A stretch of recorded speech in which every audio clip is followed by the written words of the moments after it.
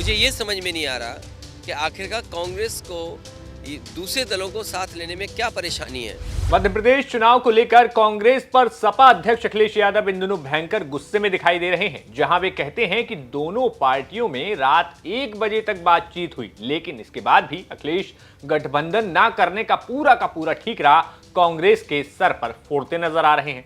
इसी तोड़म फोड़म के बीच अखिलेश यादव ने मध्य प्रदेश चुनाव में सपा प्रत्याशियों की दूसरी लिस्ट जारी कर दी है। जी हां, जिसमें सपा ने 22 सीटों पर अपने प्रत्याशियों की घोषणा कर डाली है। और तो और समाजवादी पार्टी इससे पहले भी 9 प्रत्याशियों की एक लिस्ट जारी कर चुकी है, जिसके बाद अब तक समाजवादी पार्टी की तरफ से कुल 31 मैदान में प्रत्याशी हैं जो सीधे सीधे कांग्रेस की टेंशन बढ़ा रहे हैं। वहीं इन दिनों अखिलेश यादव के तेवर भी इंडिया गठबंधन में दरार डालते हुए भी दिख रहे हैं, क्योंकि जहां अखिलेश यादव अब तक इंतजार में थे कि उन्हें मध्य प्रदेश में कांग्रेस की तरफ से कुछ सीटें मिल सकती हैं और इंडिया गठबंधन की ताकत को भी वो चेक कर लेना चाह रहे थे, लेकिन अखिलेश के 31 प्रत्याशियों की सूची चौंकाने वाली है, क्योंकि इस लिस्ट में उन तमाम सीटों पर सपा ने अपने प्रत्याशी उतारे हैं जिन पर कांग्रेस ने अपने कैंडिडेटों का पहले ही ऐलान कर दिया है। खास सीटों की बात करें तो छतरपुर की बिजारा सीट पर सपा ने अपना प्रत्याशी उतारा, जहां 2018 के चुनाव में सपा ने यहां पर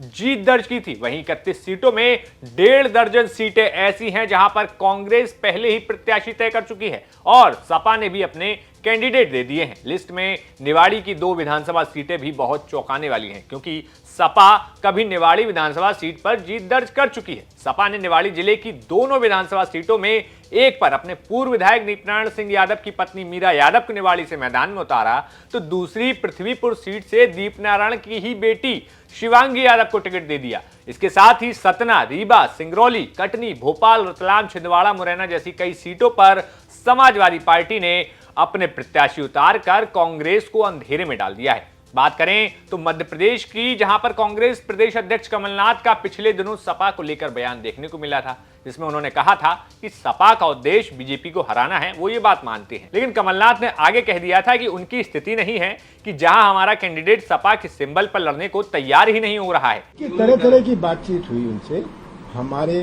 हम चाहते हैं सपा हमारा साथ दे बीजेपी को हराने के लिए, और इसमें उनकी भी ये दिलचस्पी है। मैं अखिलेश यादव जी को धन्यवाद देता हूं कि उनका बिल्कुल उद्देश्य बीजेपी को हराने का है।